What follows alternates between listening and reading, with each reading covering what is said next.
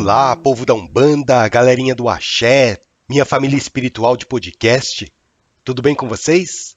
Estamos iniciando mais um episódio do Alma de Poeta, esse podcast que foi idealizado para conversarmos sobre Umbanda, espiritualidade, mediunidade e também sobre as poesias de um preto velho.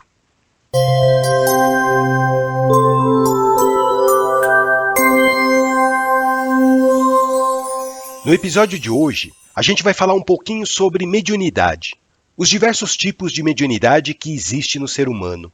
No meio umbandista, as pessoas costumam achar que mediunidade é simplesmente incorporar espírito, né? Essa é uma visão muito atrofiada desse dom que as pessoas possuem, porque a mediunidade possui diversas facetas. E muitas dessas qualidades mediúnicas passam até mesmo despercebidas de tão natural que elas se tornam para as pessoas. Quer um exemplo do que eu estou falando? Quem aqui nunca ouviu falar em sexto sentido? Sabe aquele sexto sentido que as pessoas têm? Aquela habilidade que as pessoas têm de adivinhar que tem algo de errado acontecendo? Isso para nós espiritualistas nada mais é do que mediunidade. É a conexão que você tem com o plano astral de sentir as energias, sejam as energias do ambiente, sejam as energias dos espíritos desencarnados. Bom, esse é um tipo de mediunidade, né? Mas vamos falar sobre os tipos mais clássicos de mediunidade que a gente costuma encontrar por aí. Se nós pudéssemos classificar a mediunidade das pessoas, a gente encontraria tipos muito específicos. É lógico que essa divisão que a gente faz é só para fins didáticos, tá? É só para a gente entender melhor as diversas espécies de mediunidade que existem. Só que na vida real, essas espécies de mediunidade acabam se misturando umas às outras. Muitas vezes, uma pessoa não tem só um tipo de mediunidade. Ela pode ter várias espécies de mediunidade em graus diferentes. Só que, na maioria das vezes, existe uma mediunidade que se sobressai em relação às demais. E é essa mediunidade preponderante que a gente acaba identificando naquela pessoa. O Chico Xavier, por exemplo, tinha diversos tipos de mediunidade. Ele conseguia ver, ele conseguia ouvir, só que ele ficou conhecido mais pela psicografia, que era a mediunidade preponderante que ele tinha. Então, você pode ter uma mediunidade de psicografia, você pode ter uma mediunidade de cura, de vidência, de audiência. Você pode ter uma mediunidade sonambúlica, uma mediunidade oratória, uma mediunidade sensitiva, ou você pode ter uma mediunidade de efeitos físicos. Vamos conversar um pouquinho sobre cada uma dessas mediunidades. Lembrando, gente, que a mediunidade não é só o contato com os espíritos como as pessoas pensam. Porque muita gente pensa isso, né? Que mediunidade é ter contato com o espírito, é ver espírito, é receber comunicação. Mas a mediunidade deve ser interpretada, acima de tudo, como um autoaprimoramento da pessoa. Ser médium é travar uma luta sem tréguas contra o próprio ego. A mediunidade é um exercício de humildade que a gente precisa praticar constantemente. A mediunidade envolve estudo, envolve devotamento, fé, envolve ajuda ao próximo. E assim, mediunidade não é privilégio, né? A mediunidade é uma faculdade do ser humano que pode ser desenvolvida. É uma característica natural que todos nós temos. Você é médium nessa vida em um grau maior ou menor de intensidade. Às vezes, a pessoa fala que não tem mediunidade, mas ela sente as vibrações no mundo espiritual. Muitas pessoas têm uma mediunidade latente, né? A mediunidade dela está lá quietinha, dormindo, ainda num estado muito rudimentar, mas nem por isso ela deixa de existir. Todos nós somos médiuns. Todos nós temos algum tipo de contato, mais ou menos intenso, com o plano espiritual. Só que na maioria das vezes, essa qualificação de médium só é dada para aquelas pessoas que possuem uma faculdade mediúnica já bem desenvolvida. A gente chama de médiuns aqueles que veem espíritos, que ouvem as vozes, que conversam com eles. A gente chama de médium as pessoas que incorporam. Para nossa sociedade, médium é apenas aquela pessoa que manifesta esse dom com uma certa intensidade ou que tem uma habilidade especial para produzir determinados tipos de fenômenos. Mas, na verdade, a mediunidade se manifesta em nós em tantos graus diferentes que fica até difícil, às vezes, distinguir as pessoas que já têm uma mediunidade de trabalho e as pessoas que ainda têm uma mediunidade incipiente. Bom, vamos falar sobre cada uma delas para vocês terem uma ideia melhor dos tipos de mediunidade que podem aflorar no decorrer da nossa vida. A primeira mediunidade que eu quero falar para vocês é uma mediunidade que a gente chama de mediunidade de efeitos físicos. O que é isso? Mediunidade de efeito físico. Algumas pessoas têm uma característica muito interessante. Elas produzem uma quantidade tão grande de ectoplasma. Para quem não sabe, ectoplasma é o nome que a gente dá à nossa energia vital, a energia que o nosso corpo físico produz. Então, todo mundo produz ectoplasma numa maior ou menor quantidade. E os médiuns de efeitos físicos são aqueles que produzem uma quantidade muito grande de ectoplasma. Daí o que acontece? Essa energia vital que sai do nosso corpo físico e que, na maioria das vezes, é completamente invisível, acaba sendo manipulada pelos espíritos desencarnados. É através dessa energia vital que os espíritos desencarnados conseguem interagir com o nosso plano material. É através desse ectoplasma que muitas vezes os espíritos conseguem se materializar. Então, gente, vocês já ouviram falar em casa mal-assombrada? Sabe aquelas casas antigas que a gente entra, a gente ouve barulhos, às vezes a gente ouve passos, às vezes a gente até vê vultos passando de um lado para o outro? Tem gente que até vê o espírito totalmente materializado. Esse fenômeno é produzido pela energia vital que sai do médium. Percebam que, para que haja um fenômeno desse tipo, é necessário que esteja presente um médium de efeitos físicos. E muitas vezes, a pessoa nem sabe que tem esse dom, né? Ela simplesmente vai, entra na casa, ela fica assustada e sai correndo. Mas foi a própria energia dela que deu ferramentas para que o espírito desencarnado se manifestasse. O fenômeno da materialização não acontece sem a presença de um médium. Seja ele consciente das suas habilidades, seja ele inconsciente do dom que ele possui. E o médium não precisa estar presente no ambiente para que isso aconteça. Ele pode estar nas redondezas, né? Às vezes é um vizinho, às vezes é uma pessoa que está passando pela rua. O espírito busca o fluido vital e traz o fluido vital até o local onde ele quer se manifestar. Então, pessoal, quando vocês presenciarem qualquer tipo de fenômeno dessa natureza, não precisa assustar, tá bom? Não precisa ficar com medo, porque o espírito desencarnado já estava lá no ambiente, né? Assim como existem espíritos desencarnados que estão do seu lado nesse momento. Você só não consegue enxergar eles agora, mas quando ocorre algum fenômeno do tipo mal-assombrado que as pessoas falam, é porque o desencarnado encontrou maneiras de produzir aqueles efeitos perceptíveis aos nossos sentidos. E para isso, ele usa o ectoplasma das pessoas. Então, se você é um médium de efeitos físicos, você vai perceber que muitas vezes vão acontecer barulhos estranhos ao seu redor, às vezes você vai ver fantasmas, vultos passando de um lado para o outro, às vezes você vai ver objetos se movimentando sozinhos.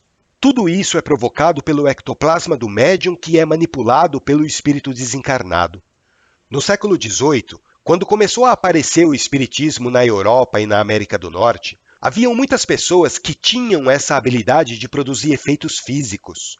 E isso aconteceu por um planejamento do plano espiritual. Muitas pessoas que nasceram naquela época, elas já nasceram com essa predisposição orgânica de produzir uma quantidade muito grande de ectoplasma. Daí o que acontecia? Quando essas pessoas se tornavam adultas, começavam a acontecer fenômenos físicos inexplicáveis para a ciência daquela época. Mesas girando, móveis que se erguiam no ar, batidas nas paredes, vozes que as pessoas ouviam sem ninguém estar presente no ambiente.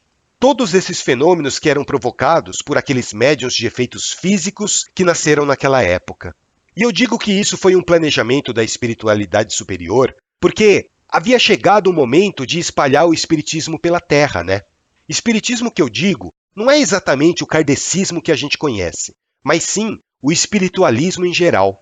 A revelação e a comprovação pelos próprios espíritos de que a vida continua depois da morte do corpo físico. A gente costuma dizer que o espiritismo é o consolador prometido de Jesus. Então, chegou um momento de maturidade espiritual nossa que nós fomos presenteados com essas manifestações. Teve um tempo, na Europa e nos Estados Unidos, que virou uma febre aquelas sessões de mesas girantes, né? Sentava um monte de pessoas ao redor da mesa, se concentravam e depois de algum tempo a mesa começava a se mexer sozinha. Daí as pessoas começavam a fazer perguntas para a mesa e a mesa respondia através de pancadas. Uma pancada para sim, 2 pancadas para não. E daí depois tem toda uma história, né, de como essas comunicações com o mundo espiritual foram se aperfeiçoando. Mas eu acho que não vem ao caso da gente falar isso hoje, porque senão a gente vai desviar um pouco o foco aqui de falar sobre mediunidade. O importante é vocês saberem que mediunidade de efeito físico é isso. Sabe aquela brincadeira do copo? Vocês já fizeram isso? Nossa, eu lembro de uma vez que eu estava na escola, eu acho que eu devia estar na 5ª ou 6ª série, e eu e os meus colegas resolvemos ir até a biblioteca do colégio para estudar. Só que daí, ao invés da gente estudar, a gente resolveu fazer aquela brincadeira do copo, né? Daí a gente pegou um copo, virou ele de ponta cabeça e colocou em cima da mesa. Todo mundo colocou o dedo no fundo do copo e a gente começou a invocar os espíritos. Brincando, né? E quando o copo mexia, depois de uma pergunta que a gente fazia, todo mundo dava risada porque a gente achava que alguém estava trapaceando, alguém estava mexendo o copo com o dedo.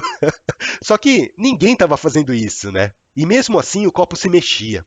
Lógico, né, que para que isso acontecesse, devia ter alguém lá entre nós que naquela época já tinha uma mediunidade de efeitos físicos. Eu sei que teve uma hora que uma colega nossa começou a gritar feito doida, porque ela viu uma sombra escura entrando pela porta da biblioteca e indo até onde a gente estava. E ela gritou tanto que acabou chamando a atenção da senhora que estava cuidando da biblioteca naquele dia. Eu lembro que aquela senhora foi lá para ver o que estava acontecendo e quando ela descobriu que a gente estava fazendo a brincadeira do copo, foi todo mundo para a diretoria. Eu lembro que naquele dia eu tive que levar um bilhete de advertência para minha mãe assinar. Ela não ficou nada feliz com isso. Mas vamos lá, voltando ao assunto. Os médiuns de efeitos físicos, eles se dividem em 2 grupos. Tem os médiuns facultativos e tem os médiuns involuntários. Qual que é a diferença entre esses dois? Ambos têm a mediunidade de efeitos físicos. A diferença é que os médiuns facultativos têm a consciência do fenômeno que eles provocam, porque eles fazem isso pela própria vontade. Quer dizer, não é bem pela própria vontade, né? Porque também existe a vontade do espírito desencarnado. Mas os médiuns facultativos conseguem controlar a quantidade de ectoplasma que eles liberam no ambiente. Então, se eles liberam pouca energia, os espíritos não conseguem produzir os efeitos físicos. Mas se eles liberam uma quantidade maior de energia, pela vontade consciente deles, daí os espíritos conseguem manipular aquela energia a fim de produzir os fenômenos físicos. Só que essa mediunidade facultativa de efeitos físicos é muito rara de acontecer. São pouquíssimas pessoas que possuem essa capacidade de controlar a quantidade de ectoplasma que sai do corpo. A maioria possui uma capacidade involuntária de produzir esses fenômenos físicos. É o que a gente chama de médiuns naturais. Então, os médiuns naturais não têm consciência de quando eles estão liberando energia ou de quando eles estão represando aquela energia vital. Às vezes, eles exercem uma influência no ambiente sem querer. Eles não têm consciência da capacidade que eles possuem. Daí o que acontece? Na maioria dos casos, esses médiuns naturais acabam se assustando com os fenômenos que eles mesmos ajudam a produzir. É aquela história que eu falei, né? A pessoa entra numa casa mal assombrada, aparece um espírito na frente dela e ela assusta e sai correndo. Só que o espírito se materializou em decorrência da própria energia que aquela pessoa estava liberando. E eu vou contar um segredo para vocês, pessoal. O medo é um liberador muito potente de ectoplasma. Vocês sabiam?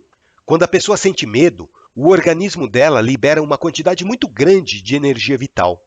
É por isso que muitos espíritos trevosos fazem questão de assustar as pessoas, porque daí a pessoa libera ectoplasma numa quantidade muito maior, né?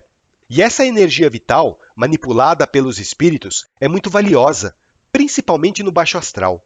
É como se fosse ouro para eles. Os espíritos desencarnados, às vezes, travam verdadeiras batalhas para conseguir um pouquinho de ectoplasma. Porque com ectoplasma você consegue produzir remédio, com ectoplasma você consegue produzir arma. Mas vamos lá, voltando a falar sobre médiuns naturais e médiuns facultativos de efeitos físicos.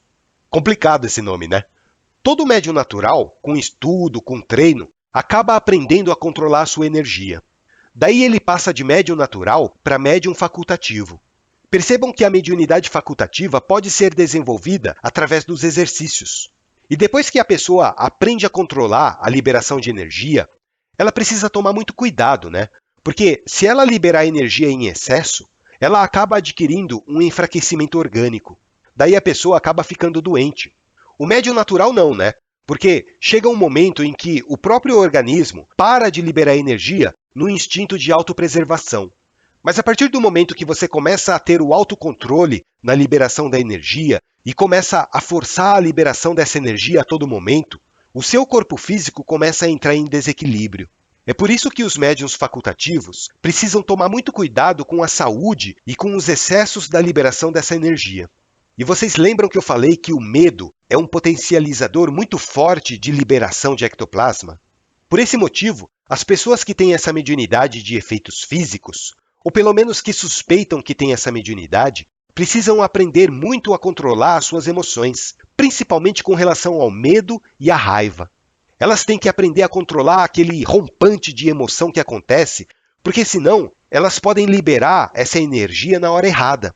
Então, gente, se vocês levarem um susto, respira fundo e controla. Deixa aquela adrenalina inicial passar. Tenta voltar para o seu estado emocional natural o mais rápido possível, porque assim vocês estão controlando a liberação do fluido vital. Daí as pessoas podem se perguntar: o que eu faço se eu descobrir que eu tenho essa faculdade de mediunidade de efeitos físicos? Como que eu lido com isso? Bom, pessoal, quando uma faculdade dessa espécie se desenvolve espontaneamente, você tem que deixar que os fenômenos sigam o seu curso natural. Porque a natureza é mais sábia do que os homens, né? E vocês podem ter certeza de que os seus guias espirituais, os seus mentores de luz, vão estar atentos para essa mediunidade que vai estar aflorando em você.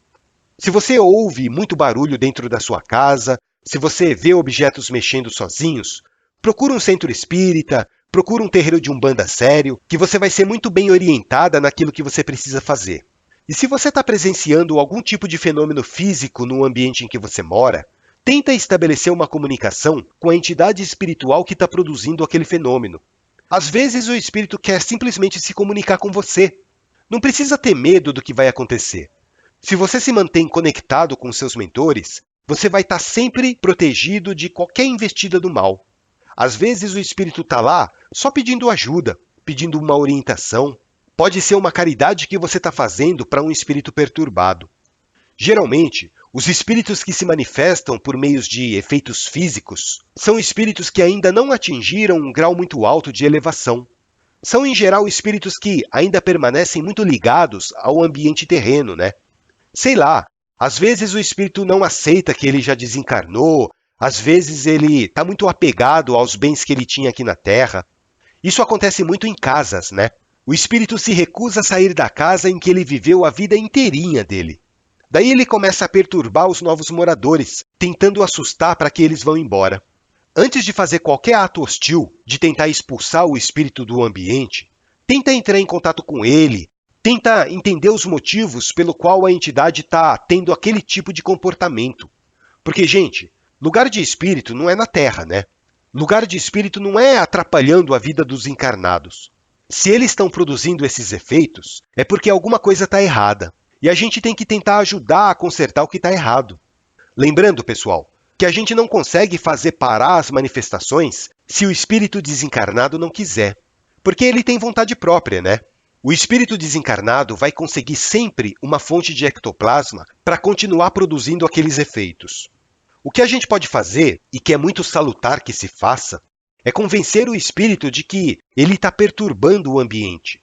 É convencer o espírito da necessidade dele aceitar a nova condição em que ele se encontra e continuar seguindo o seu caminho. Isso é fácil de fazer? Claro que não. É muito difícil a gente conseguir convencer alguém a mudar de opinião, não é verdade? Se a gente não consegue fazer isso nem com os encarnados, quanto mais com um espírito desencarnado. Só que o espírito desencarnado, ele consegue ter uma percepção maior do que nós que estamos presos no corpo físico. Então, ele vai não apenas ouvir as suas palavras, como ele vai também sentir, de uma maneira muito mais nítida, a natureza do sentimento que você irradia. Sempre que você conversar com um espírito desencarnado, conversa com amor, conversa com carinho, com a melhor das intenções em ajudar, porque assim você vai conseguir convencer ele muito mais rapidamente. Tanto isso é verdade, gente, que muitas vezes uma criança pequena tem muito mais autoridade sobre um espírito obsessor do que um adulto estudado. É verdade, porque a criança, ela ainda é muito pura nas suas intenções. E muitas vezes, o espírito desencarnado enxerga naquela criança a boa intenção que ela carrega. o espírito consegue penetrar no sentimento mais profundo que a criança está passando. E com isso ele se sensibiliza. E além disso, muitas vezes, um espírito desencarnado enxerga não a criança, mas sim um outro espírito que está temporariamente vivendo num corpo infantil. E a gente sabe que a criança, até os 7 anos de idade, ainda não acoplou totalmente no corpo físico, Então, a criança pequena tem uma percepção muito mais forte do plano espiritual. Muitos amiguinhos imaginários que as crianças têm, de imaginário não tem nada. Na verdade, elas estão conversando e estão brincando com espíritos desencarnados. Então, gente, só para resumir aqui o episódio de hoje, a gente conversou sobre mediunidade de efeitos físicos. Eu vou deixar para falar sobre os outros tipos de mediunidade nos próximos episódios, tá bom? Senão vai ficar um episódio muito grande, muito cansativo. No próximo episódio, a gente vai conversar um pouco sobre mediunidade de cura, que tem uma relação muito grande com a mediunidade de efeitos físicos, tá bom? Espero que vocês tenham gostado do episódio de hoje e continuem acompanhando o Alma de Poeta, seja pelo nosso site, seja pelas outras plataformas de áudio. Nós estamos presentes no Spotify, no Deezer, no Amazon Music, Google Podcast, Apple Podcast, YouTube, e também você pode ouvir acessando diretamente o nosso site, almadepoeta.com.br. Um grande abraço, meus irmãos, minhas irmãs, fiquem com Deus e até o nosso próximo encontro.